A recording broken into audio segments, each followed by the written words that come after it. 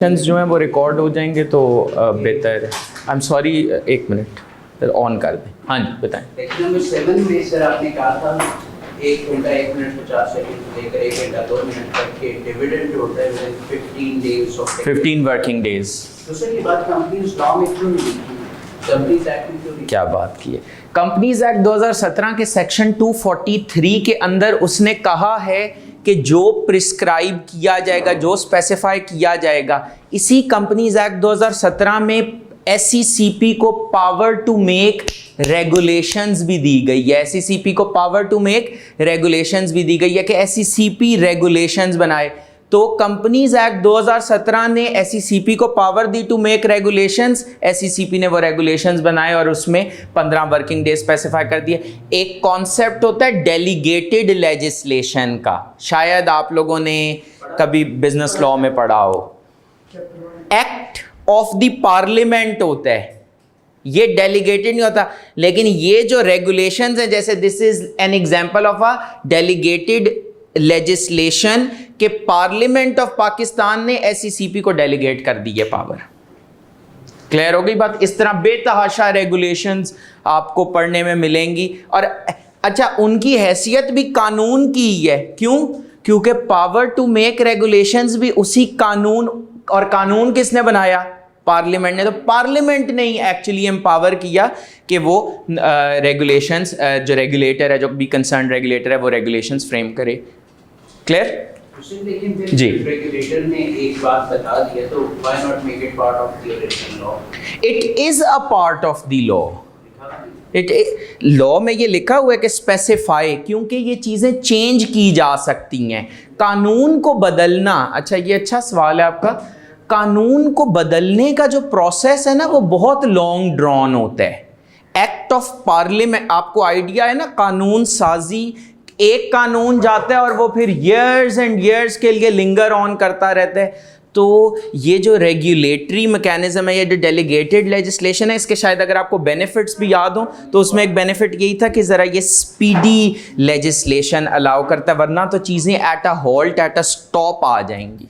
Clear होगी बात। वैसे ये क्वेश्चन, ये वैसे ही बाय द वे हमने डिस्कस किया था।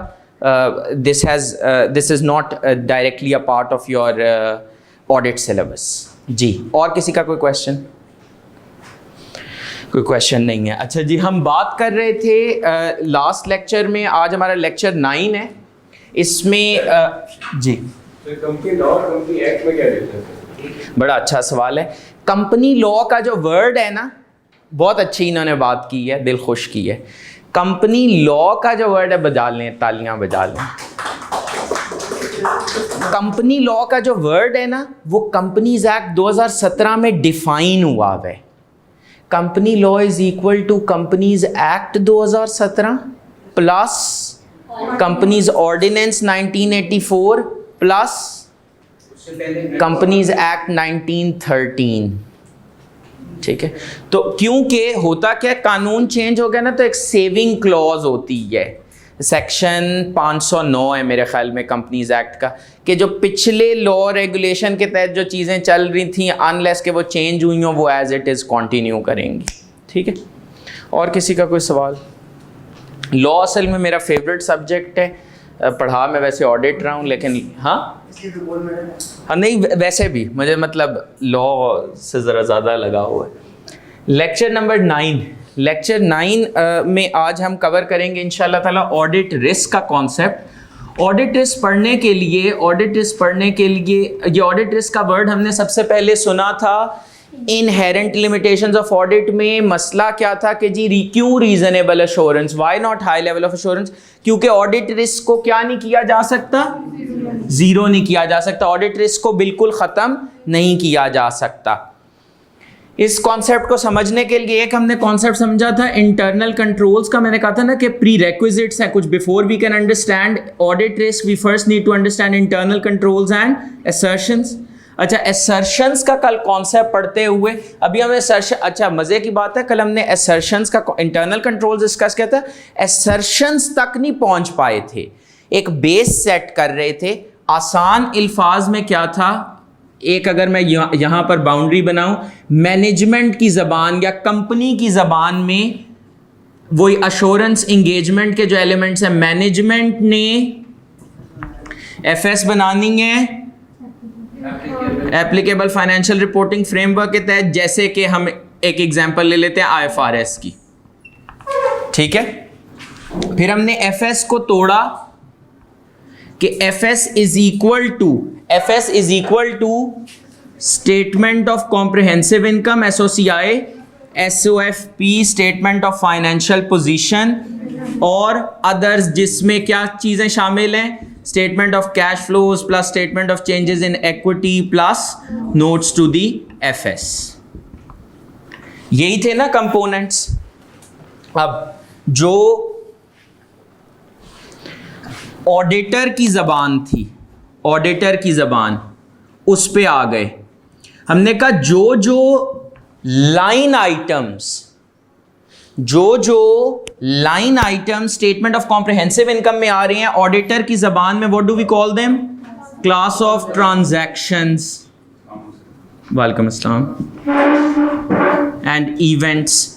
जो line item statement of financial position में आ रहे हैं, जैसे कि receivable is an example of an account balance, क्योंकि वो कहां पर आ रहे हैं? स्टेटमेंट ऑफ फाइनेंशियल पोजीशन में। ठीक हो गई बात। और इन सब को हमने क्या टर्म कर दिया था, और फिर हमने कहा कि क्योंकि ये डिस्क्लोजर्स इनसे मुंसलिक हैं तो हमने इसको कंसोलिडेट भी कर लिया। कंसोलिडेट कैसे किया? Class of transactions, events and related disclosures, account balances and related disclosures, ऐसा ही है। अब क्लास, यहां तक तो बात हमारी पहुंच गई थी, हमने इसकी एग्जांपल्स भी डिस्कस कर ली थी। अच्छा, अब ये वाला पार्ट है, असर्शंस का वर्ड जो था उसको लूजली स्पीकिंग मैंने क्या कहा था, ये क्या होता है? क्लेम्स, दावा। और आपने तो अपनी आंखों से वो दावा देखा हुआ भी है। कहां देखे? स्टेटमेंट ऑफ कंप्लायंस में। और statement of compliance financial statements का पार्ट है। नोट्स का पार्ट, जी सर, पार्ट ही हुई ना, क्योंकि नोट्स का पार्ट है तो नोट्स एफएस का ही पार्ट है। तो फाइनेंशियल स्टेटमेंट्स के अंदर आपने एक दावा देखा कि FS as per applicable financial reporting framework बनी है। उसमें लिखा होता है ना, FS have been prepared, these financial statements have been prepared in accordance with the approved accounting and reporting standards as applicable in Pakistan, लिखा हुआ था। तो ये जो दावा था, ये जो क्लेम था, किसका क्लेम था? मैनेजमेंट का।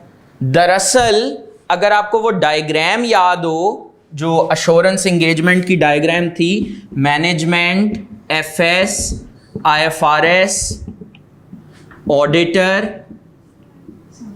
ऑडिट एविडेंस, रिपोर्ट और इंटेंडेड यूजर्स। तो कहानी यही थी ना, मैनेजमेंट ने एफएस बनाने as per applicable financial reporting framework, auditor ने सफिशिएंट अप्रोप्रिएट एविडेंस ऑब्टेन करना है कि क्या ये एफएस आईएफआरएस के मुताबिक हैं या नहीं है, और रिपोर्ट के थ्रू इंटेंडेड यूजर्स को अपना ओपिनियन ऑन किस पे? ऑन फाइनेंशियल स्टेटमेंट्स कम्युनिकेट करना है। यही बात थी ना। तो ऑडिटर ने अफेक्टिवली इसी दावे को वेरीफाई करना है कि इस दावे में, इस क्लेम में कितनी हकीकत है, कितनी सच्चाई है इस क्लेम में। ठीक हो गई बात। अब ये जो मैनेजमेंट ने तो एक ब्रॉड दावा कर दिया ना कि ये फाइनेंशियल स्टेटमेंट्स आईएफआरएस के मुताबिक हैं, इस दावे के ऊपर ऑडिटर रखता है एक मैग्नीफाइंग ग्लास। मैग्नीफाइंग ग्लास समझते हैं क्या होता है? मतलब चीजों को बड़ा करके दिखाएगा। एक वर्ड है, इसके ऊपर अगर मैं मैग्नीफाइंग ग्लास रखूं ना, जब ऑडिटर ने इस दावे पे मैग्नीफाइंग ग्लास रखा तो उस मैग्नीफाइंग ग्लास रखने से उसको पता लगा कि ये बात इतनी सादी नहीं है। इस बात का मतलब है कि मैनेजमेंट बहुत से प्रॉमिसेस, बहुत सी कमिटमेंट्स, बहुत से दावे कर रही है जब वो ये बात कर रही है। फॉर एग्जाम्पल, मैनेजमेंट क्या ये बात रेवेन्यू के लिए भी कर रही है? सोच के बताइएगा। कर रही है, क्योंकि revenue is appearing is being reported in statement of comprehensive income और statement of comprehensive income FS का पार्ट है, तो इस वजह से इसका मतलब है कि बात रेवेन्यू के लिए भी की जा रही है। अब अभी भी, ताकि वहां से ही कॉन्सेप्ट शुरू हो जहां से आपने पिछली क्लासेस में पढ़ा था, ये है रेवेन्यू का टी अकाउंट, ठीक है। इसका ओपनिंग बैलेंस कुछ होगा, खुदा के लिए इसका कुछ ओपनिंग, क्लोजिंग बैलेंस होगा खाली, खुदा का वास्ता क्लोजिंग बैलेंस भी नहीं होगा, आप लोगों ने भी यही कहा है, हो ही नहीं सकता। अच्छा, इसकी जगह पीपी लिखा होता फिर कोई टेंशन नहीं थी, फिर ओपनिंग और क्लोजिंग बैलेंसेस हो सकते हैं। अच्छा, ये रेवेन्यू का टी अकाउंट है। ड्यूरिंग द ईयर इसमें कुछ एंट्रीज पड़ी और फिर एंट्री को रिकॉर्ड करते हुए उलट होता है ना, मतलब जो दूसरी इसकी साइड होती है वो आप डिस्क्रिप्शन में लिखते हैं कि कस्टमर ए को सेल की 5,000 की, कस्टमर बी को सेल की 10,000 की, कस्टमर सी को सेल की 15,000 की, and so on, suppose customer G तक। ठीक होगी बात? इस तरह से एंट्रीज, ये सही रिकॉर्ड कर रहा हूँ?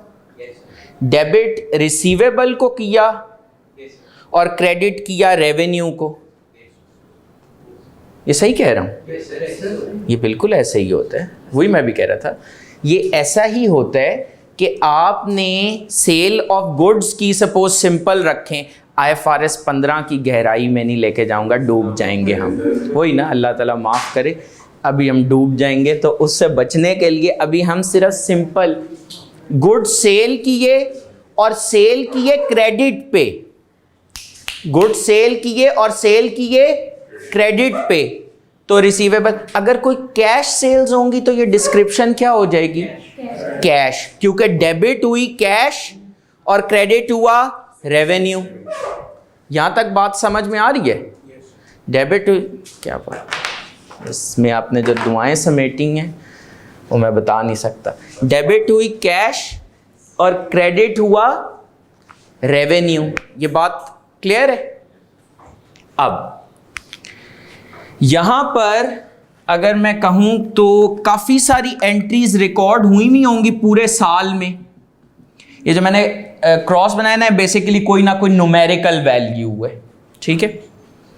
अब जब मैनेजमेंट ने कहा कि ये financial statements as per IFRS हैं, तो मैंने एक मिसाल ले ली कि स्टेटमेंट ऑफ कॉम्प्रिहेंसिव इनकम का एक लाइन आइटम है, क्या, कौन सी मिसाल डिस्कस कर रहे हैं? रेवेन्यू की।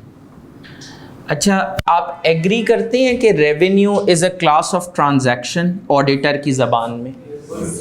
ठीक है, तो इसका मतलब है हम अभी डिस्कस कर रहे हैं किसे? क्लास ऑफ ट्रांजैक्शन को।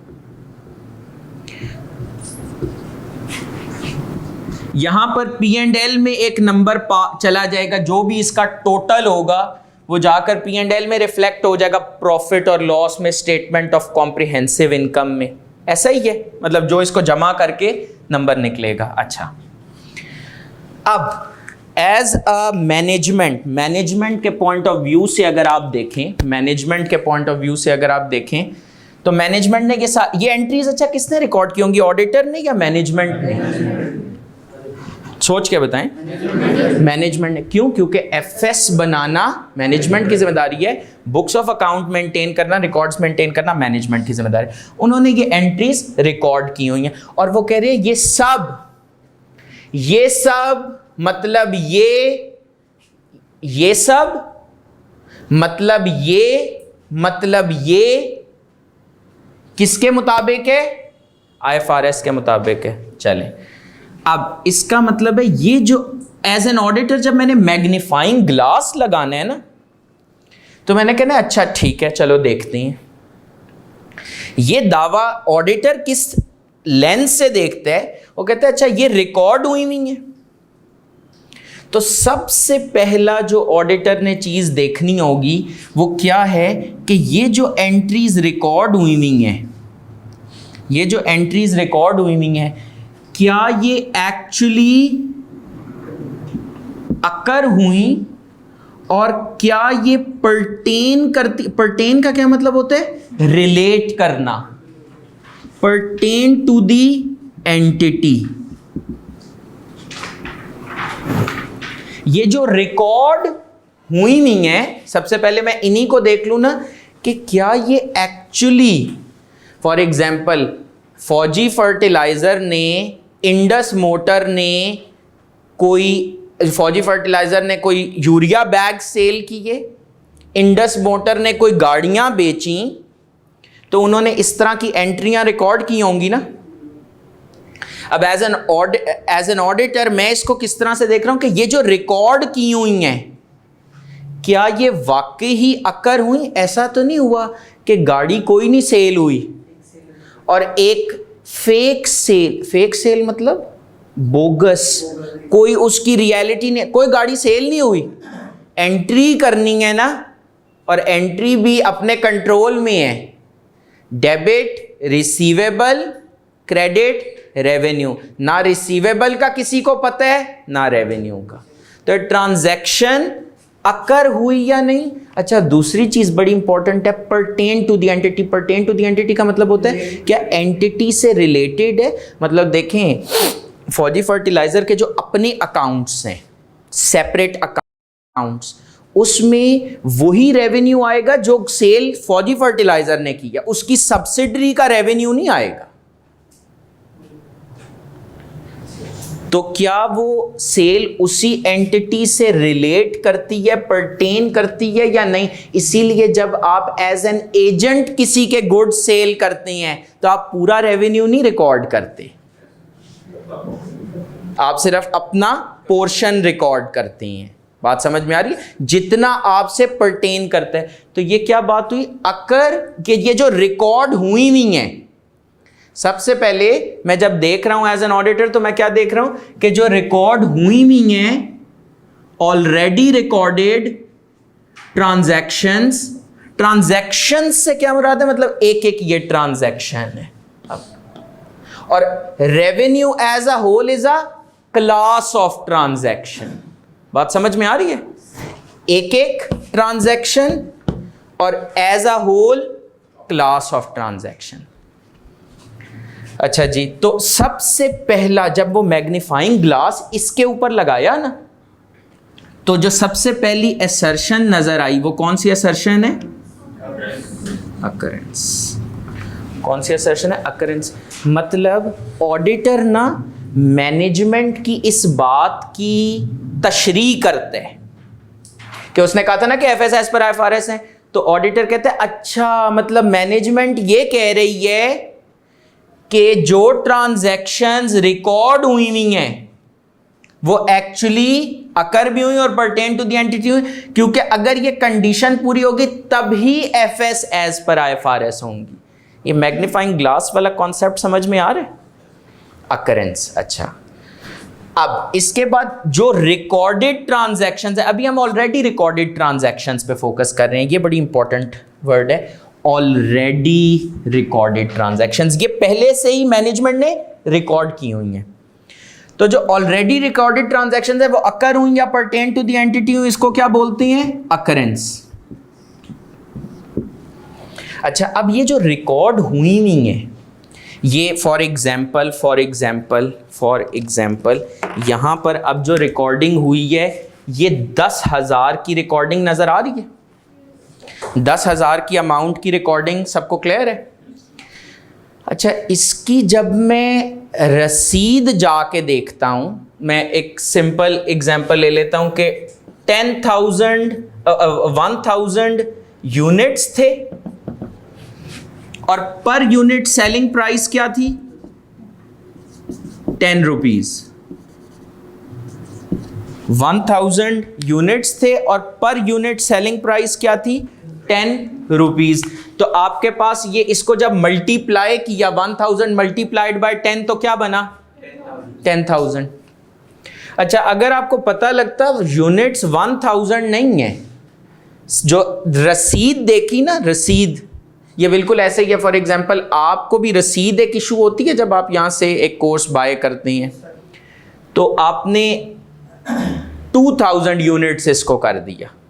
असल में जब रसीद देखी तो पता लगा कितने यूनिट्स हैं, 2000, और उसको पर यूनिट सेलिंग प्राइस से मल्टीप्लाई करें तो क्या अमाउंट बनती है, रिकॉर्ड कितनी हुई हुई है, 10,000। तो क्या कोई एरर है, रेवेन्यू अंडर स्टेट हो रहा है, क्यों, क्योंकि वो एक्यूरेटली रिकॉर्ड नहीं हुआ, करेक्ट अमाउंट्स पर रिकॉर्ड नहीं हुआ। यह बात समझ में आती है? इसको कितनी अमाउंट पे दरअसल रिकॉर्ड होना चाहिए था, 20,000 पे, रिकॉर्ड 10,000 पे हुए। तो इसका मतलब है क्या हुआ, ये करेक्ट अमाउंट्स पे रिकॉर्ड नहीं हुआ, और ट्रांजैक्शंस के करेक्ट अमाउंट्स पे रिकॉर्ड होने को क्या कहते हैं, एक्यूरेसी। तो मैनेजमेंट का दावा था एफएस आईएफआरएस के मुताबिक है, मैंने मैग्नीफाइंग ग्लास लगाया कि अच्छा मैनेजमेंट ये कह रही है ये जो ट्रांजैक्शंस रिकॉर्ड हुई हैं ये एक्चुअली अकर हुई हैं, ये जो ट्रांजैक्शंस रिकॉर्ड हुई हुई हैं ये किस पर रिकॉर्ड हुई हैं, ये यहां तक बात समझ में आ रही है? जो रिकॉर्ड हुई हुई है, पहली बात देखी अकरेंस की, दूसरी देखी कि वो करेक्ट अमाउंट्स पे रिकॉर्ड हुई हैं। अच्छा, इसके बाद जी प्रैक्टिकली ये जो सिनेरियो है बहुत कम है ना, मतलब वो हमेशा अपने सेल रेवेन्यू को ज़्यादा रिकॉर्ड करेंगे, ये आपने थोड़ा कम किया तो मतलब प्रैक्टिकली तो ये कम ही होता है, मतलब वो ये चीज़ नहीं रिकॉर्ड करते, वो ज़्यादा सेल रिकॉर्ड करते हैं ताकि उनका प्रॉफिट बढ़े। हाँ, दोनों सिनेरियोज हो सकते हैं। टैक्स इवेजन भी तो करनी होती है, टैक्स इवेजन भी तो करनी होती है। दूसरा, misstatement can be either due to, नहीं समझ आई सर?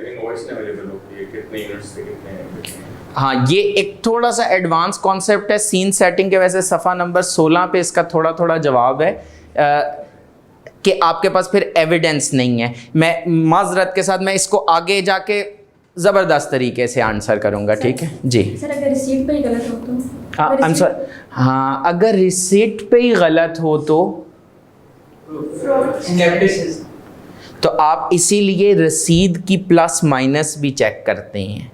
अब अगर मेरे ख्याल में, लेकिन आपका सवाल ये है कि अगर रसीद पे 10,000 लिखा हुआ है जबकि होना 20,000 चाहिए था, तो क्या ये मिस स्टेटमेंट है? बिल्कुल है। क्या ये करेक्ट अमाउंट है? This is not a correct amount, so this is a miss statement. Clear हो गई बात?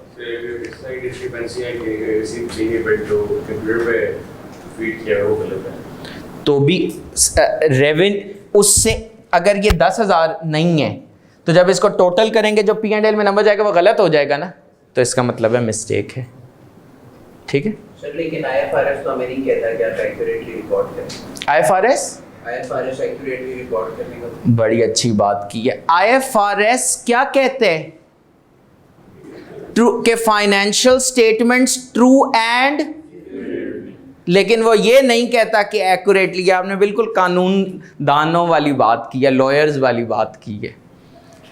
आई थिंक वो कहते हैं, वो अलेलानिया कहते हैं, ट्रू एंड फेयर व्यू इसके बगैर हो नहीं पाएगा।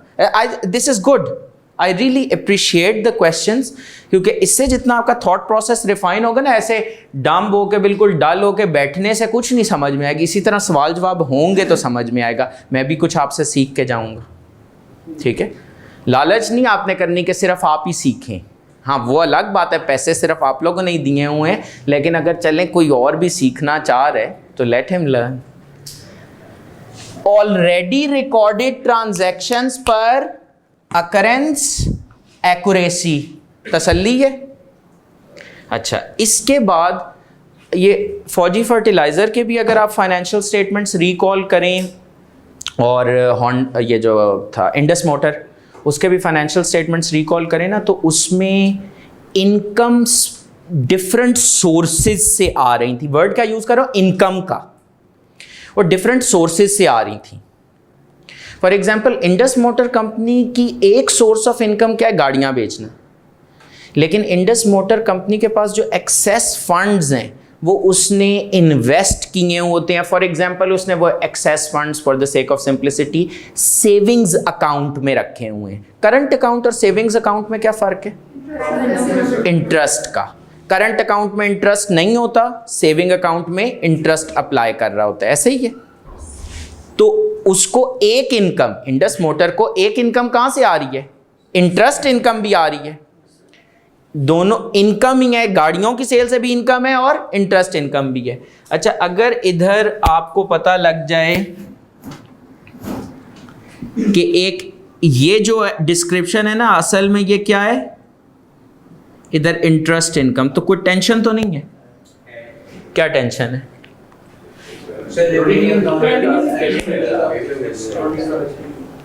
तो इसको आम तौर पर ज़रा मुश्किल ज़बान में क्या कहते हैं कि ये क्लासिफिकेशन की मिस्टेक है, ये मिस क्लासिफाई हुआ है।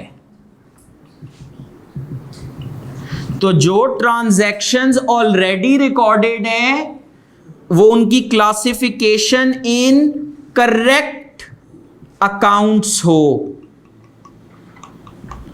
इसको तो जा करके रिकॉर्ड होना चाहिए इंटरेस्ट इनकम के अकाउंट में और एज अदर इनकम रिपोर्ट होना चाहिए। समझ आ रही है थोड़ी बहुत बात? ये क्या है? क्लासिफिकेशन की मिस्टेक है। ये क्या है? क्लासिफिकेशन की मिस्टेक है।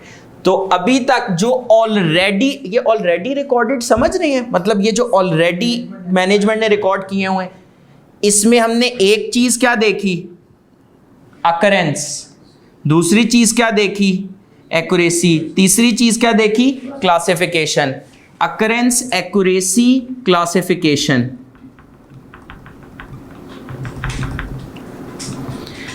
अच्छा, फिर एक बड़ी ही इंपॉर्टेंट बात, अगेन अभी भी ऑलरेडी रिकॉर्डेड पे रुका हुआ हूं।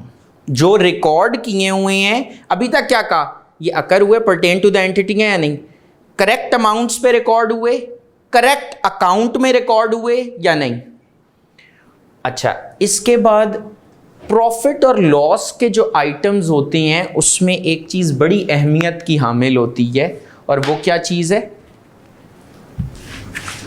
प्रॉफिट। ये जो स्टेटमेंट ऑफ कॉम्प्रिहेंसिव इनकम होती है, इसको किस तरह से लिखते हैं? Statement of comprehensive income as at for the year ended, statement of comprehensive income for the year ended 31 December 2021। यही है ना? एक दफ़ा मिस्टेक हो गई थी, एक क्लाइंट पे एज एट लिखा रह गया था, फिर उसको ठीक करना पड़ा था। तो एरर किसी भी किस्म का हो सकता है, कहने से मुराद ये थी। किसकी मिस्टेक थी ये? अब भाई मैं ऑडिटर था, मैनेजमेंट की फाइनेंशियल स्टेटमेंट्स हैं, कैसी बातें कर रही हैं? जो मेरी मिस्टेक होगी वो मैं भी बताऊंगा, मैं भी ऑफ कोर्स इंसान खता का पुतला है। अकरेंस, हाँ, फर्क क्या पड़ता है? पूरी बात का मतलब ही बदल जाता है। ये रेवेन्यू एज एट, तो समझ से रेवेन्यू एज एट का मतलब है 31 दिसंबर पे ये सारा रेवेन्यू अर्न हुआ है। कितना संगीन जुर्म है, कितना मिसलीडिंग है कि आप बता रहे हैं ये मैंने रेवेन्यू एक साल में नहीं, एक दिन में कमाया है। ये फर्क है। Sorry, statement of comprehensive income for the year ended 31 December 2021। Occurrence, accuracy, classification जो रिकॉर्ड हुई है। अब इधर एक चीज बड़ी इंपॉर्टेंट होती है कि ऐसा ना हो कि इधर जो ये रेवेन्यू रिकॉर्ड हुआ है कहीं ये अगले अकाउंटिंग पीरियड का तो नहीं है। अगले अकाउंटिंग पीरियड इसका कौन सा बनेगा? 31 दिसंबर 2022। तो यूरिया बैग्स सेल हुए 1 जनवरी 2022 को, बिल्कुल एक दिन बाद। उसको 21 में रिकॉर्ड कर लूं? Transactions should be recorded in the correct accounting period so that the FSR as per IFRS, so that the FSR as per IFRS, इसके लिए ये जो करेक्ट अकाउंटिंग पीरियड है ना,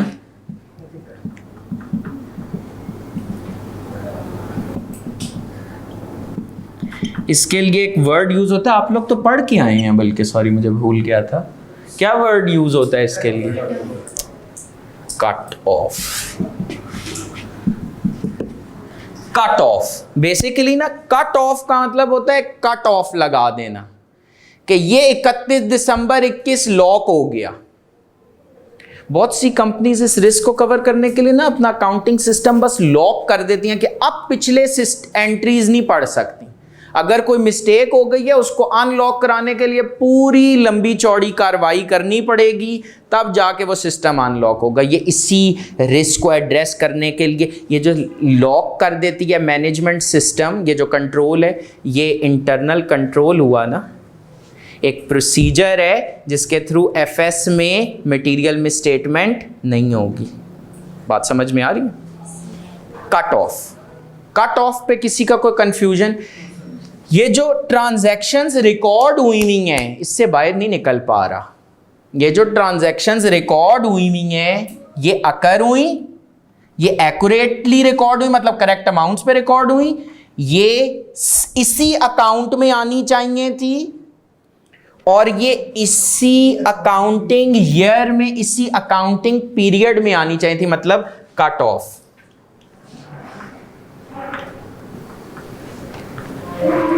बार बार क्या कह रहा हूं? जो ऑलरेडी रिकॉर्ड हुई।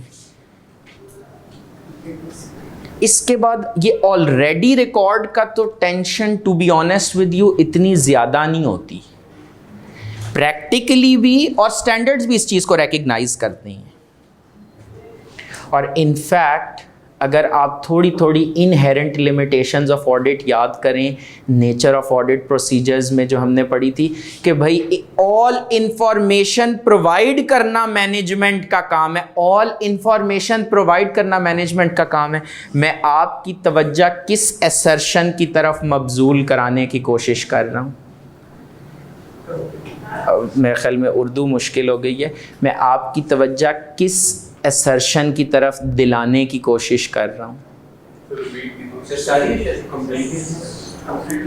एक्सीलेंट। कंप्लीटनेस। ये तो बात हो गई ना ऑलरेडी रिकॉर्डेड ट्रांजैक्शंस की। ये तो वो ट्रांजैक्शंस हैं जो मैनेजमेंट ने अच्छाई में खुद से रिकॉर्ड की हुई हैं। क्या कोई ऐसी ट्रांजैक्शंस भी हो सकती हैं जो मैनेजमेंट ने ना रिकॉर्ड की हों? Quite possible. तो उस असर्शन को क्या कहती हैं, या उस दावे को क्या कहती हैं? कंप्लीटनेस। उस दावे को क्या कहती हैं? कंप्लीटनेस। कंप्लीटनेस का मतलब क्या है? जो होनी चाहिए थी वो एग्जैक्टली। ऑल ट्रांजैक्शंस जिन, अब जरा समझिएगा, पहले क्या कहता था? Already recorded, 1 to 4 already recorded. ये जो नंबर 5 है इसके ऊपर मेरे ख्याल में लिख देना चाहिए अनरिकॉर्डेड। सर अगर ऑल ट्रांजैक्शंस, वो तमाम रेवेन्यू जिसको रिकॉर्ड होना चाहिए था, अगर वो रिकॉर्ड नहीं हुआ तो क्या कहा जा सकता है कि एफएस एज पर आईएफआरएस है? क्या FS true and fair view देंगी? यहां तक बात थोड़ी बहुत समझ में आ रही है? सो ये क्या है? कंप्लीटनेस। एंड लास्टली जो अल्टीमेटली ये सारा कुछ फ्लो करके जाता है फाइनेंशियल स्टेटमेंट्स में। फाइनेंशियल स्टेटमेंट्स का एक अपना स्ट्रक्चर है। तो क्या इस रेवेन्यू की प्रेजेंटेशन, जो इससे रिलेटेड डिस्क्लोजर्स देने थे, जो इस रेवेन्यू से रिलेटेड तफसीलात देनी थी, जो पॉलिसी नोट्स देने थे, क्या वो सब क्लियर है? क्या उसको पढ़ के यूज़र को समझ में आएगा कि ये क्या कहानी चल रही है, ये क्या बात हो रही है? तो सर ये वो मैग्नीफाइंग ग्लास है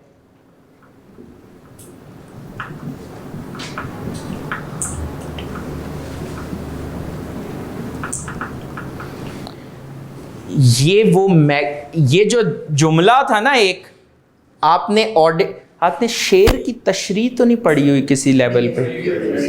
ये बस वही है।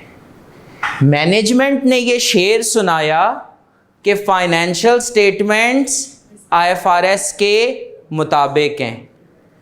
ऑडिटर ने ना इसकी ये तशरीह की कि अच्छा मतलब मैनेजमेंट ने शायर ने जब कहा था कि FS IFRS के मुताबिक हैं, तो इससे शायर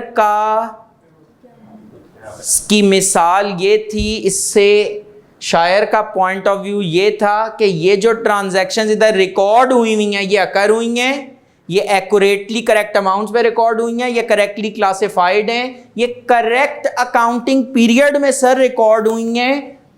इसके अलावा कोई और रेवेन्यू नहीं है जो रिकॉर्ड होना बनता हो, और इसको प्रेजेंट भी करेक्टली किया गया ताकि यूजर्स इसको अंडरस्टैंड कर सकें। नहीं समझ आ रही बात? मुझे बता सकती हैं, कल आप लोगों ने कहा था revenue is not an assertion, तो रेवेन्यू क्या है? रेवेन्यू तो एक्चुअली क्लास ऑफ ट्रांजैक्शन है। अब बता सकती हैं असर्शंस, ट्रू और false. Is occurrence an assertion? Is occurrence an assertion related to revenue? It is.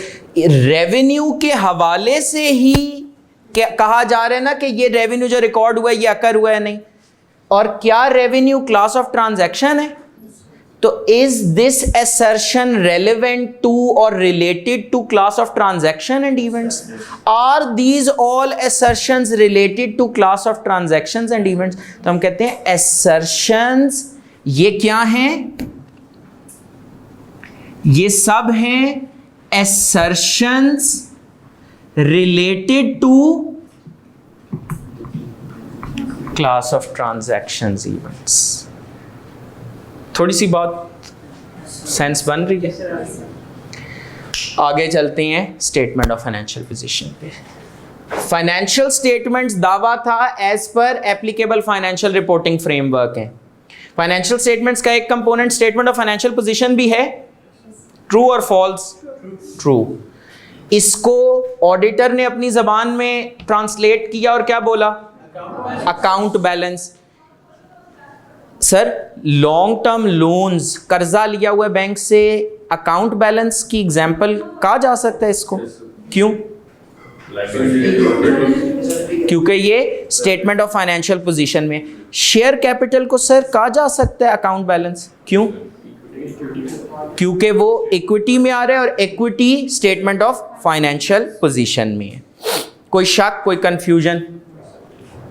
अच्छा, अब अकाउंट बैलेंस पे जाएंगे जब हम, तो कुछ जी जब अभी हम जी सवाल। विद इन अकाउंटिंग पीरियड में अगर कोई सेल हुई है और उसको हमने पीरियड के बाद रिकॉर्ड किया, तो क्या वो कंप्लीटनेस में आएगा या कट ऑफ में?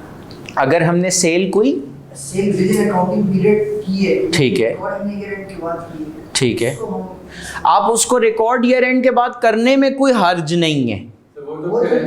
क्या वो नहीं एडजस्टिंग इवेंट नहीं बना? क्या वो परटेन कर रही है टू द ईयर एंड? अगर परटेन कर रही है तो उसको रिकॉर्ड करना बनता है, उसकी रिकॉर्डिंग में कोई हर्ज नहीं है। ये तो आपके समझे रिकॉर्डिंग का डिले था, आपने 31, और इसमें कोई प्रॉब्लम नहीं होती, रियल वर्ल्ड में ऐसा हो रहा होता है। For example I work for a power independent power producer, ये जो नहीं बिजली बना के आगे वापडा को सेल करते हैं, तो वहाँ पर क्या होता था, हम पूरा मंथ जो इलेक्ट्रिसिटी सेल करते थे ना, उसकी एक इनवॉइस जाती थी टू वापडा। अब 31 दिसंबर 12 बजे तक जितने यूनिट सेल किए, अब बिल्कुल 12 बज अगला दिन स्टार्ट हो जाएगा। अभी तो मुझे सारा डाटा कंपाइल करना पड़ेगा ना कि टोटल कितने यूनिट्स थे, उसके ऊपर क्या टैरिफ अप्लाई करना है, फिर उसकी कुछ कॉम्प्लेक्स कैलकुलेशंस उसमें इन्वॉल्व थी। वो कैलकुलेशंस करने में एक आध दिन लग सकता है, आधा दिन लग सकता है। तो इनवॉइस उसकी हो रही होती थी 1 जनवरी 2022 को, लेकिन वो रेवेन्यू रिकॉर्ड किस पीरियड में होगा? 31 दिसंबर 2021, क्योंकि जो सर्विस थी या जो गुड्स थे वो ऑलरेडी प्रोवाइड कर दिए गए। मतलब IFRS 15 का डरते डरते बोल रहा हूं, जो क्राइटेरिया है वो मीट हो गया। ठीक है, ये डरते डरते क्यों बोलते हैं? बेहतर है ना आजकल, आपको पता है।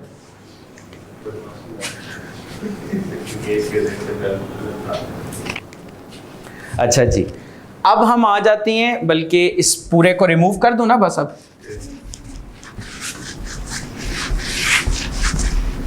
स्टेटमेंट ऑफ फाइनेंशियल पोजीशन में से हम पिक करते हैं एक आसान लाइन आइटम। IAS 16 तो आप सब ने पढ़ा हुआ है, कोई ऐसा स्टूडेंट जिसने IAS 16 ना पढ़ा हो, मैं पढ़ाने को भी तैयार हूँ, मतलब पढ़ा भी दूंगा। नहीं, आप लोगों ने पढ़ा हुआ है। अब क्योंकि आप लोगों ने ताज़ा ताज़ा पढ़े तो आप लोगों की नॉलेज ज़रा ज़्यादा फ्रेश होगी। PPE ब्रॉड डाउन लिख दूं, कैरेट डाउन भी लिख दूं। इसी को आप कहते थे ना, याद है आप लोग कहते थे क्लोजिंग बैलेंस, सुना सुना वर्ड लग रहा है, closing balance, account balance, PPE का बैलेंस। ये आपके पास PPE है, इसमें ओपनिंग बैलेंस है, इसमें एडिशंस हुई, इसमें से डिस्पोजल्स हुए, डिलीशंस हुई, डिप्रिसिएशन भी समझेंगे। PPE का आप लोग वो करते थे नेट बुक वैल्यू का अकाउंट कैश फ्लो के क्वेश्चन के लिए, तो उस इधर डिप्रिसिएशन भी माइनस कर देता हूँ, इधर इम्पेयरमेंट लॉस भी माइनस कर देता हूँ, रिवैल्यूएशन एडजस्टमेंट भी इंक्लूड कर लेते हैं और मुश्किल कर दें, रिवैल्यूएशन सरप्लस। नहीं, बस इतना ही जितना काबू हो सके, वरना फिर पता लग जाएगा ना कि मुझे तो नहीं पता IAS 16 का, तो उतना ही रखेंगे जितना समझ में, जितना मुझे थोड़ा बहुत याद है। ज़ाहिर है पुराने ज़माने की बातें हैं। अच्छा सर, आई एम सॉरी, आप तो भी पढ़ाने वाले थे। वही मैं एकदम मुझे ख्याल आया, पढ़ाने के लिए आना भी चाहिए। अच्छा सर, ये आपका T अकाउंट ठीक है, ये आपका अकाउंट बैलेंस, ये वाला जो बैलेंस है ये जाता है स्टेटमेंट ऑफ फाइनेंशियल पोजीशन पे। फिर वो जो अकाउंट्स आपको याद है, फाइनेंशियल स्टेटमेंट्स दिखाए थे, उसमें फिर फर्दर एक नोट, आप लोग तो माशाल्लाह वो नोट भी बनाते हैं, ओपनिंग बैलेंस। इसी को बेसिकली स्टेटमेंट फॉर्मेट में करते हैं, opening balance, additions, deletions, closing balance. फिर आप लोग कॉस्ट का अलग बनाते हैं, एक्यूमुलेटेड डिप्रिसिएशन का अलग बनाते हैं। मैंने इसको वैसे ही आसानी के लिए कंबाइन कर दिया, ठीक है। अब PPE मैनेजमेंट ने फाइनेंशियल स्टेटमेंट्स में रिपोर्ट किया हुआ है, स्टेटमेंट ऑफ फाइनेंशियल पोजीशन में रिपोर्ट करेंगे ना, और स्टेटमेंट ऑफ फाइनेंशियल पोजीशन होती है एज एट 31 दिसंबर 2021। उसमें क्या नंबर आपको बताया हुआ है, सपोज आपको 1 मिलियन का नंबर बताया है कि ये PPE 1 मिलियन है। इसका मतलब है ये 1 मिलियन से मुराद ये जो कैरेट डाउन है या brought down, carried down, carried down जो है वो आपके पास 1 मिलियन रुपीस का। मतलब मैनेजमेंट ये कह रही है, या मैनेजमेंट फाइनेंशियल स्टेटमेंट्स में, स्टेटमेंट ऑफ फाइनेंशियल पोजीशन में PPE के बारे में क्या रिपोर्ट कर रही है कि वो कितनी अमाउंट का है, 1 मिलियन रुपीस का। तो जब मैनेजमेंट ने ये कहा तो फिर शेयर की तशरीह अगर करें ना, तो पता लगता है कि मैनेजमेंट दरअसल इसके बारे में क्या क्या दावे कर रही है। वो ज़रा दावे समझ लेते हैं। जब मैनेजमेंट ने कहा कि ये PPE कितने, 1 मिलियन रुपीस का, हमने यहाँ पर अब बिल्कुल इसको और इसको अलग नहीं कर सकते, कुछ तो सिमिलैरिटी होगी इसमें। अकरेंस, ये जो ज़बान अकरेंस की इधर यूज़ हुई हुई है ना, अकरेंस की मुझे ज़रा डेफिनेशन के 2 इंपॉर्टेंट कंपोनेंट्स बताते हैं, अकर हो और पर्टेनिंग टू द एंटिटी। ये 2 बातें थी ना। PPE के लिए या PPE अकाउंट बैलेंस है ना, अकाउंट बैलेंसेस के लिए इस असर्शन को तोड़ दिया गया है, और इस असर्शन को तोड़ा गया है इनटू एग्जिस्टेंस, और दूसरी बता सकते हैं, आप लोग तो पढ़ के आए हैं, एक्सीलेंट, राइट्स एंड ऑब्लिगेशंस। वो जो अकरेंस था फॉर क्लास ऑफ ट्रांजैक्शंस उसको तोड़ दिए दो में। क्या किया? एग्जिस्टेंस और राइट्स एंड ऑब्लिगेशंस। एग्जिस्टेंस से क्या मुराद है कि ये जो रिकॉर्ड हुए हुए हैं, ये अब वही, क्योंकि ये अकरेंस में भी याद है बात करते हैं ना ऑलरेडी रिकॉर्डेड की, ऑलरेडी रिकॉर्डेड की। तो ये जो रिकॉर्ड हुए हुए हैं, जो पीपी रिकॉर्ड हुआ है इस टी अकाउंट में, वो एक्चुअली क्या करता है? एग्जिस्ट करता है। अब अभी पीपी की एग्जांपल ले रहा हूं, अगर लायबिलिटी होगी तो कहूंगा लायबिलिटी जो रिकॉर्ड हुई है वो एक्चुअली एग्जिस्ट करती है। इक्विटी इंटरेस्ट जो रिकॉर्ड हुआ है वो एक्चुअली एग्जिस्ट करता है। Rights and obligation, rights and obligation का क्या मतलब है कि ये जो रिकॉर्ड हुआ है पीपी, ये जो रिकॉर्ड हुआ है पीपी एंटिटी का, इसके ऊपर क्या वर्ड यूज किया आपने? कंट्रोल। ओनरशिप का वर्ड क्यों नहीं? कॉम्प्लिकेट ऐसे ही हो रहा है कंट्रोल के वर्ड से। तो क्या पता एसेट लीज पे हो? क्या पता एसेट लीज पे हो, आपकी ओनरशिप में ना हो। लेकिन क्या हमने नहीं देखा कि एसेट्स हमारी ओनरशिप में नहीं होते लेकिन हम उसको स्टेटमेंट ऑफ फाइनेंशियल पोजीशन पे रिकॉर्ड कर रहे होते हैं? लीज्ड एसेट्स हो, राइट ऑफ यूज एसेट हो। ये जो बिल्डिंग है, कैसे अजीबो गरीब स्टैंडर्ड्स हो गए हैं। ये जो बिल्डिंग है, जो शायद मुझे नहीं पता कि इनकी अपनी है या नहीं, सपोज कर लेते हैं कि राइज ने कि लीज पे ली हुई है बिल्डिंग, तो आप यकीन करें इसका right of use asset record होगा। एक एसेट इससे रिलेटेड, बिल्डिंग किसी और की है, ये अपनी बैलेंस शीट पे, अपनी स्टेटमेंट ऑफ फाइनेंशियल पोजीशन पे एक एसेट रिकॉर्ड करें, सिर्फ इस एक वर्ड कंट्रोल की वजह से। क्योंकि इकोनॉमिक बेनिफिट्स हम ड्राइव करें। एग्जैक्टली। अच्छा, इसका, इसमें जो कंट्रोल का वर्ड है, इसका लिंक जाता है, सॉरी याद आपको करवा रहा हूँ, कॉन्सेप्चुअल फ्रेमवर्क। कॉन्सेप्चुअल, असल में ये कॉन्सेप्ट है ही उधर। कॉन्सेप्चुअल, आई एम सॉरी, क्यों, क्या हुआ? नहीं नहीं, इंशाल्लाह अल्लाह खैर करेगा, एक सवाल से कुछ नहीं होता। कॉन्सेप्चुअल फ्रेमवर्क, कॉन्सेप्चुअल फ्रेमवर्क में एक वर्ड डिफाइन हुआ है एसेट। वैसे ही बता रहा हूं, इससे रिलेटेड है, कसम से और कोई रीजन नहीं है, इससे रिलेटेड है। An asset is a resource controlled by the end. याद है आप लोगों को? ऐसे ही घबरा रहे हैं। Asset is a resource controlled by the entity as a result of a past event, owned by the entity, नहीं जिसकी वजह से फ्यूचर इकोनॉमिक बेनिफिट्स हो। तो ये कॉन्सेप्ट बेसिकली, ये वाला जो कॉन्सेप्ट है, ये अगर आप देखें तो आपके वो जो IASB का कॉन्सेप्चुअल फ्रेमवर्क है उससे भी रेकंसाइल करते हैं। ठीक हो गई बात। और ऑब्लिगेशंस क्या हैं? एंटिटी की लायबिलिटीज। अच्छा जी, एग्जिस्टेंस तो एज इट इज, जिंदगी आसान हो गई। एक्यूरेसी, एक्यूरेसी है इधर भी, लेकिन एक्यूरेसी के साथ ना कुछ और भी ऐड हो गया, वैल्यूएशन एंड एलोकेशन। रिवैल्यूएशन की शुक्र है आप लोगों ने ऐड करवा दी थी। एक्यूरेसी मतलब ये जो पीपी रिकॉर्ड हुआ है, अभी तक सिर्फ ऑलरेडी रिकॉर्डेड पे ही हूं। जो रिकॉर्ड हुआ है ये एक्चुअली करेक्ट अमाउंट्स पे रिकॉर्ड हुए, कहीं पर कोई वैल्यूएशन की एडजस्टमेंट्स थी, कोई एलोकेशन की एडजस्टमेंट्स थी, मतलब बोरोइंग कॉस्ट में से कितनी कैपिटलाइज करनी है, कितनी एक्सपेंस में एलोकेट करनी है, तो वो आपकी करेक्टली हुई है। जब मैनेजमेंट ने कहा ना कि FS पर IFRS है, तो इतने सारे दावे हो रहे हैं।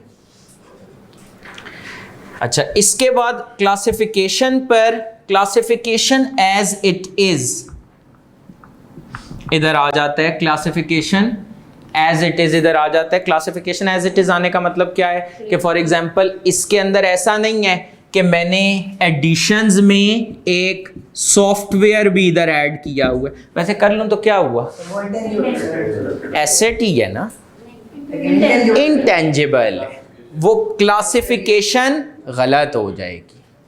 ठीक हो गई बात। इसके बाद आपके पास आ रहा है कट ऑफ। अच्छा, कट ऑफ इधर नहीं है स्ट्रिक्टली स्पीकिंग, थियोरेटिकली, लेकिन प्रैक्टिकली ना कट ऑफ क्या होता है? ट्रांजैक्शन करेक्ट अकाउंटिंग पीरियड में रिकॉर्ड हुई है या नहीं सर? उसका जो दूसरी लेग है वो कहां पार्क हो रही है? रिसीवेबल्स में। जब अभी रेवेन्यू की रिकॉर्डिंग का कहा था कि रेवेन्यू करेक्ट अकाउंटिंग पीरियड में रिकॉर्ड हो, तो एंट्री क्या की थी? Debit receivable credit revenue, focus revenue पे रखा था। लेकिन अगर ट्रांजैक्शंस का कट ऑफ ठीक होगा या गलत होगा तो अकॉर्डिंगली इंपैक्ट अकाउंट बैलेंस पे भी फ्लो कर सकते हैं। इसके बाद लाइक फॉर लाइक है, कंप्लीटनेस। कंप्लीटनेस जरा समझाते हैं मतलब क्या है? अभी तक जितनी बात हो रही थी ना वो किसके लिए थी? Already recorded. फिर एक आया कि all PPE that should have been recorded. जरा फर्क समझिएगा।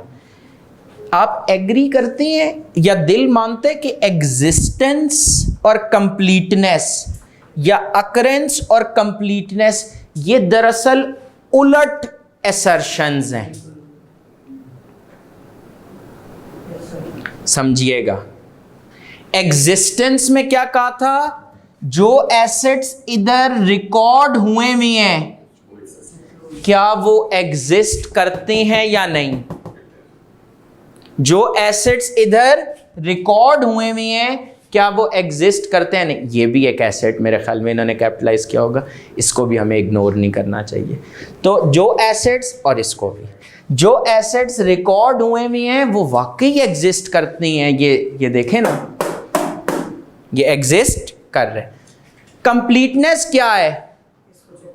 All assets that should have been recorded. नहीं समझ आ रही? ऑल, जब मैं एग्जिस्टेंस में चला तो यहां से यहां गया, और जब मैं कंप्लीटनेस की बात की मैंने तो यहां से यहां गया। नहीं समझ आई? सही से बताएं, जान नहीं छुड़ाएं। फिर एक था कि जो बुक्स पर लिखा है वो वाकई में है नहीं, दूसरा जो दस्तर में वो लिखा है नहीं। एग्जैक्टली। और नहीं भी समझ आई सर तो जिस तरह सर ने पहली क्लास में कहा था कि आप इंशाल्लाह ताला पास करा के छोड़ेंगे, मैं आपसे ये प्रोसीजर, आप लोग खुद ये प्रोसीजर, मैंने आपको बताया था ना एक एक्टिविटी बेस्ड लर्निंग भी है, उसके अंदर ये प्रोसीजर मैं आपसे खुद करवाऊंगा ताकि आप लोग एक्चुअली कुछ ऐसी वेरिफिकेशन इधर राइज में, इसके थ्रू चले उनका भी भला हो जाएगा, कुछ वेरिफिकेशन प्रोसीजर्स, कुछ ऑडिट प्रोसीजर्स आप एक्चुअली परफॉर्म करेंगे और उससे आपको खुद पता लग जाएगा कि क्या ये जो बात मैंने बताई है ये ठीक है या नहीं। वैसे इसके ऊपर, इसी कॉन्सेप्ट के ऊपर एक ड्रामाटाइज्ड वीडियो मैंने और कुछ और teachers, thanks to the other teachers as well, हमने एक ड्रामाटाइज्ड वीडियो इसके ऊपर बनाई भी है, वो उसका लिंक भी मैं आपके साथ वैसे शेयर करूंगा। लेकिन इस तरह की कुछ एक्टिविटीज, ज़्यादा नहीं, क्योंकि आपको पता है ज़्यादा हो गई तो फिर बैकलैश आता है। तो इतनी के सिलेबस भी टाइमली कंप्लीट हो। सिलेबस की हमारी डेडलाइन क्या है?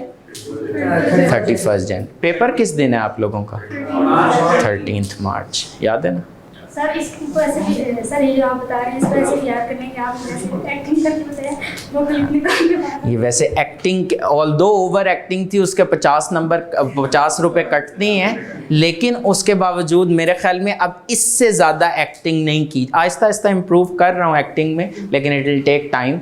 तो इससे ज़्यादा एक्टिंग नहीं की जा सकती थी। करा रही हैं? अच्छा, चलें इस पे भी देखते हैं। कुछ बात थोड़ी बहुत समझ में आ रही है ऐसे 50-50। इसके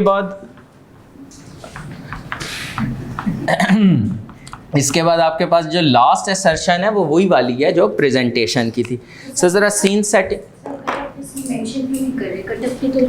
हाँ, अच्छा, कट ऑफ इधर क्यों नहीं मेंशन कर रहे? क्योंकि वो ऑटोमेटिकली इधर कवर हो रहा है, और कट ऑफ जो है ना वो सब अकाउंट बैलेंसेस के लिए शायद रेलेवेंट नहीं होगा, क्योंकि सारे अकाउंट बैलेंसेस की सारी डबल एंट्रीज की जो दूसरी साइड है वो अकाउंट बैलेंस नहीं होती। फॉर एग्जाम्पल, आपको sometimes within account balance to account balance entry करनी है कि करंट लायबिलिटी का पोर्शन जब आपने नॉन करंट में लेके जाना है तो आपने क्या करना है, debit current liability, non current liability and credit current liability. तो अब इधर कोई प्रॉफिट और लॉस का अकाउंट इन्वॉल्व हुआ ही नहीं है, तो इसलिए उसने इस चीज़ को यहाँ पर कवर कर दिया। अच्छा, और एक और चीज़, वैसे तो हम बिल्कुल लकीर के फ़कीर हो के इन असर्शंस को पढ़ेंगे क्योंकि that's what the trend is, लेकिन आइजाज जो है ना उन्होंने कहा ये सिर्फ एक गाइडेंस पर्पसेस के लिए है। फर्म्स में भी हम इसको बिल्कुल ब्लाइंडली फॉलो कर रहे होते हैं, लेकिन ये सिर्फ एक गाइडेंस है, एक इंडिकेटिव गाइडेंस है। देखें, ये बात बहुत हैवी थी कि ये दावा बहुत बड़ा था, ये FS एज पर IFRS है। मेरे ख्याल में अब इसकी जब इस दावे की जब तशरीह हुई है तो ऑडिटर को ना फोकस एरिया समझ में आ गए कि ये चीज़ें देख लो, इन चीज़ों के ऊपर ऑडिट एविडेंस हासिल कर लो, इनके ऊपर, और आम एविडेंस है तो ऑडिटर की तसल्ली होती नहीं है, इनके ऊपर सफिशिएंट एप्रोप्रिएट ऑडिट एविडेंस हासिल कर लो, तो क्या होगा, आपके पास रीजनेबल एश्योरेंस आ जाएगी, एश्योरेंस रिपोर्ट में अपना ओपिनियन कन्वे कर सकते हैं। तो इसका मतलब है कि ये जो दावा था कि FS एज पर IFRS हैं, रेवेन्यू के हवाले से या क्लास ऑफ ट्रांजैक्शन के हवाले से मैनेजमेंट ये कहना चाहती है कि अकर हुए हैं, ये रेवेन्यू अकर हुआ है, एक्यूरेट है, करेक्टली क्लासिफाइड है, करेक्ट कट ऑफ है, कंप्लीटली रिकॉर्डेड है, करेक्टली प्रेजेंटेड है। अकाउंट बैलेंसेस के हवाले से एग्जिस्टेंस है, राइट्स एंड ऑब्लिगेशंस हैं, एक्यूरेसी, वैल्यूएशन, एलोकेशन ठीक है, क्लासिफिकेशन ठीक है, कंप्लीटनेस है, मतलब जिनको रिकॉर्ड होना चाहता है वो सब रिकॉर्ड हुए हैं, और प्रेजेंटेशन भी ठीक है। सर ज़रा जल्दी से आ जाएं सीन सेटिंग पेज नंबर 5 पे।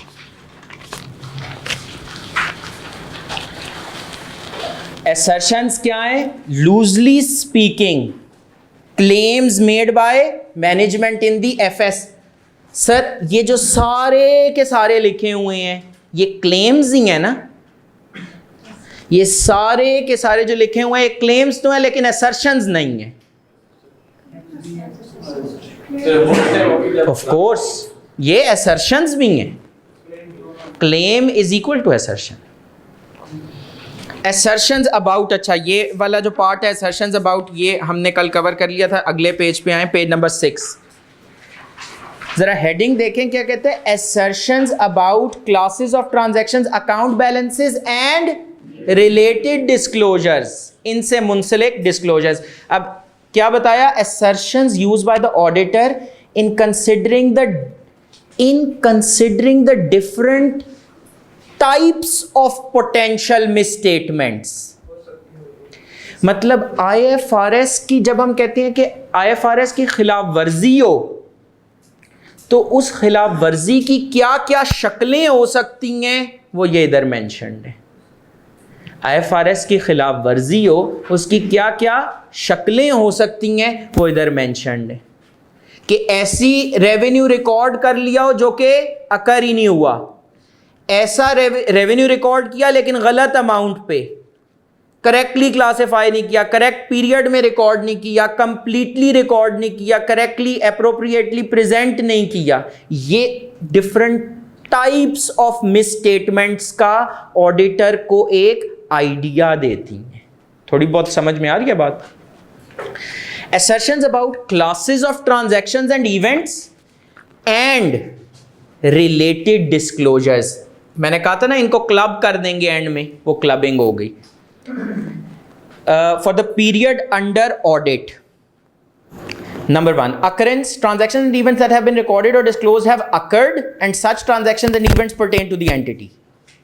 जहां पर मसला आएगा आपने बता देना है। Completeness, all transactions and events that should have been recorded have been recorded and all related disclosures that should have been included in the FS have been included। ये डेफिनेशन मैं आपसे शर्त लगा सकता हूँ आप नहीं सही याद करेंगे, या याद कर लेंगे तो सही लिखेंगे नहीं, ये शर्त लग गई कंप्लीटनेस की। हाँ सकती है। हाँ, ये टेस्ट में आनी है, बिल्कुल। मैं आपको पहले ही बता रहा, जो मंडे को आपका टेस्ट है उसमें ये डेफिनेशन आनी है। और बताएं, टेस्ट बता दिए। Accuracy, amounts and other data relating to the recorded transactions and events have been recorded appropriately and related disclosures have been appropriately measured and described. Cutoff, transactions and events have been recorded in the correct accounting period. Classification, transactions and events have been recorded in the proper accounts. Presentation, transactions and events are appropriately aggregated or disaggregated and clearly described, and related disclosures are relevant and understandable in the context of the requirements of the applicable financial reporting framework. अगर occurrence की definition में मैं आपको कहूं कि आपको कौन से वर्ड्स अंडरलाइन करने चाहिए, कौन से वर्ड्स हैं जो अगर आपकी डेफिनेशन में नहीं होंगे तो आपको मार्क्स नहीं मिलेंगे, तो वो दो वर्ड्स हैं, occurred and pertain to the entity, underline कर लें। कंप्लीटनेस में पूरी डेफिनेशन अंडरलाइन कर लें। फोकस वैसे होना चाहिए, all that should have been recorded. Accuracy में रिकॉर्डेड एप्रोप्रिएटली के वर्ड को अंडरलाइन कर लें। कट ऑफ में करेक्ट अकाउंटिंग पीरियड को अंडरलाइन कर लें। क्लासिफिकेशन में प्रॉपर अकाउंट्स को अंडरलाइन कर लें। प्रेजेंटेशन में एग्रीगेटेड और डिसएग्रीगेटेड, एग्रीगेटेड और डिसएग्रीगेटेड क्या होता है? एग्रीगेटेड का मतलब होता है एक रेवेन्यू का नंबर है ना, उसका ब्रेक डाउन के प्रोडक्ट ए से इतना रेवेन्यू है, प्रोडक्ट बी से, ब्रेक करना क्या होता है? डिसएग्रीगेशन। एग्रीगेट टोटल था, उसको एक्सपैंड किया, ब्रेकअप देना, वो क्या है? डिसएग्रीगेशन। इसको अंडरलाइन कर लें। क्लियरली डिस्क्राइब को अंडरलाइन कर लें और रेलेवेंट एंड अंडरस्टैंडेबल को अंडरलाइन कर लें। दीज आर द कीवर्ड्स जो कि आपने मिस नहीं करने। Assertions about account balances and related disclosures at the period end, इसमें आपके पास पहली assertion क्या है? Existence, assets, liabilities and equity interests exist। कितनी आसान सी बात है ना, सिर्फ इसमें क्या वर्ड याद रखना है? exist का, क्योंकि जब मैंने account balances कहा तो ये तो आप पिछली क्लास में अपने ज़हन पे जोर डाल के आए हैं कि account balance statement of financial position में होता है, उसमें एसेट्स होते हैं, लायबिलिटीज होते हैं, इक्विटी इंटरेस्ट होता है। ये तीन चीज़ें होती हैं। Rights and obligation, entity holds और कंट्रोल्स, ये होल्ड्स और कंट्रोल्स को अंडरलाइन कर लें, और liabilities are the obligations of the entity, obligation को अंडरलाइन कर लें। कंप्लीटनेस, सेम टू सेम वही डेफिनेशन है जो ऊपर पड़ी है, सिर्फ जहां जहां पर ट्रांजैक्शंस एंड इवेंट्स आएगा ना उसको बदल देना है अकाउंट बैलेंसेस से, मतलब एसेट्स, लायबिलिटीज, इक्विटी इंटरेस्ट से। Accuracy, valuation and allocation, assets, liability, equity interest have been included in the FS at appropriate amounts. Accuracy की हद तक तो वहां पर भी यही डेफिनेशन थी जो क्लास ऑफ ट्रांजैक्शंस में हमने देखी थी। एंड एनी रिजल्टिंग वैल्यूएशन और allocation adjustments have been appropriately recorded and related disclosures have been appropriately measured and described. ये जो वैल्यूएशन, एलोकेशन, एडजस्टमेंट्स को अंडरलाइन करें, ये तो आपको वैसे ही डेफिनेशन, वो जो टर्म है उसी से याद रहेगा। एप्रोप्रिएटली रिकॉर्डेड को अंडरलाइन करें और appropriately measured and described. Classification, same to same वही डेफिनेशन है जो क्लास ऑफ ट्रांजैक्शंस में क्लासिफिकेशन की डेफिनेशन थी, सिर्फ बदल किसको देना है? एसेट, लायबिलिटीज, इक्विटी इंटरेस्ट आ जाएगा। प्रॉपर अकाउंट्स इधर भी अंडरलाइन कर लें, यही कीवर्ड है। प्रेजेंटेशन की 100% वही डेफिनेशन है जो आपने अभी क्लास ऑफ ट्रांजैक्शन में देखी थी, सिर्फ उसकी जो क्लास ऑफ ट्रांजैक्शंस की जगह वहाँ पर क्या आ जाएगा? Assets, liabilities, equity interests. कोई शक, कोई कंफ्यूजन नहीं? बस सर, प्राइवेट लिमिटेड कंपनीज की यूजुअली शेयर होल्डिंग सारी मैनेजमेंट की बैठी होती है, तो सर फिर उनको ऑडिट की क्या ज़रूरत? अपने साथ कोई फ्रॉड नहीं करते? देखें, एक तो फुल 100% जिस तरह फैमिली ओन्ड बिजनेसेस में भी बहुत ज़्यादा आपकी इन्वॉल्वमेंट भी है इवन के, but they can not be sure what employees are doing. Fraud ज़रूरी नहीं है सिर्फ मैनेजमेंट ही करे, एम्प्लॉय फ्रॉड भी होता है। प्लस टैक्स के पर्पसेस के लिए you need to have audited accounts. Plus उस कंपनी ने एक्सपैंड करने, कर्जा चाहिए बैंक से, बैंक रिलाय नहीं करेगा, बैंक आपकी बनाई हुई फाइनेंशियल से अनऑडिटेड फाइनेंशियल स्टेटमेंट्स तो तकरीबन ऐसे ही है जैसे हैं ही नहीं। तो जब ऑडिट हो जाता है ना तो फाइनेंशियल स्टेटमेंट्स की जो क्रेडिबिलिटी है, रिलायबिलिटी है, उसके ऊपर एक ट्रस्ट आ जाता है कि ये कोई आम फाइनेंशियल स्टेटमेंट्स नहीं है, ये कौन सी हैं? Audited financial statements. ठीक हो गया? और किसी का कोई क्वेश्चन? क्लियर है? इंशाल्लाह ताला कल मुलाकात होती है, अच्छे से नाश्ता करके आइएगा, दरमियान में ब्रेक भी होगी। इधर से लंच भी होगा। आप लोग खाना लेके भी आएंगे? हाँ, ये वैसे बहुत अच्छा इन्होंने आइडिया दिया। आप मतलब बेशक खाना ले आए, I won't mind it of course. बाकी आप